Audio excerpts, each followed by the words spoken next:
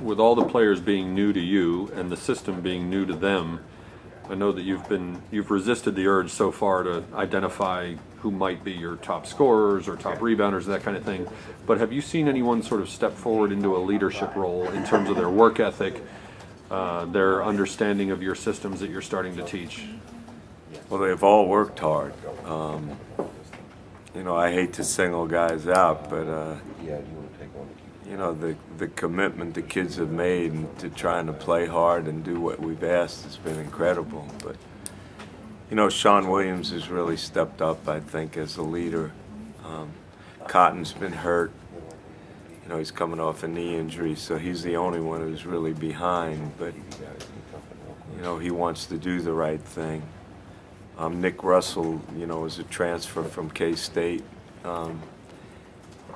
And if you play for Coach Martin at K-State, I think you have a pretty good understanding of what it takes to play hard. But every one of our kids, I think, have tried to embrace what we're doing. And then I really believe we have a phenomenal staff, which the kids appreciate and respect.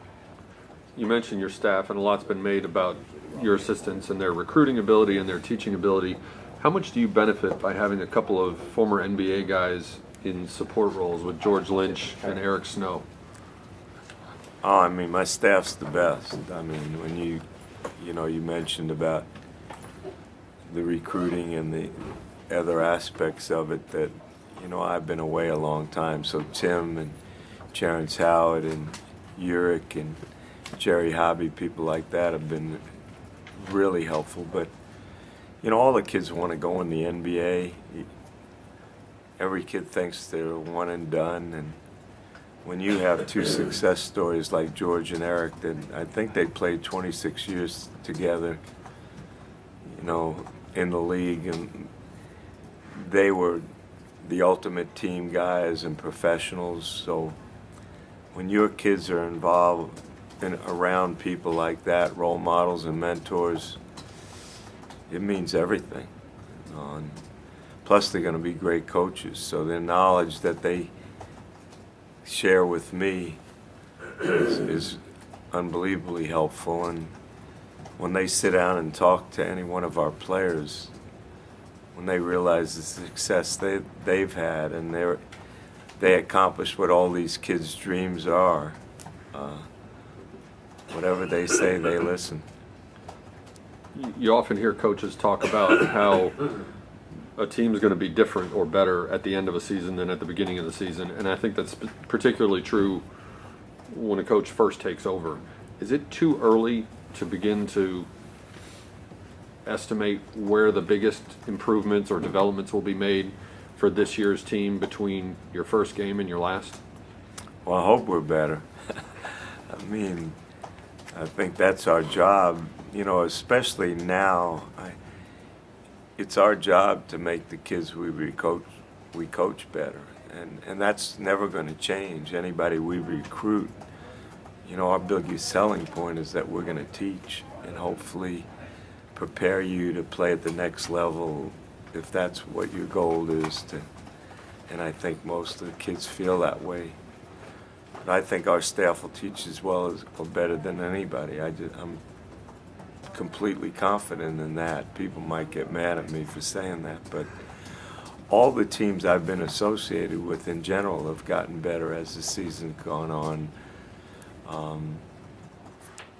It's so important that the kids that we have, even though Matt recruited them and they're playing for a new coaching staff, we have a responsibility to help them get better, and I'm pretty confident we'll do that. I know we'll be better in February and March than we are in October. I don't know if that'll equate to wins and losses. And I know that if somebody watches us play, they'll see that we're going to play the right way. It might look ugly early, but I'm confident that'll be something that they can recognize. And I'm convinced we'll have high-type kids that the SMU community will be proud of representing our school. everybody on the roster is new to playing for you and your staff, but you do have a handful of true freshmen, 18-year-old guys.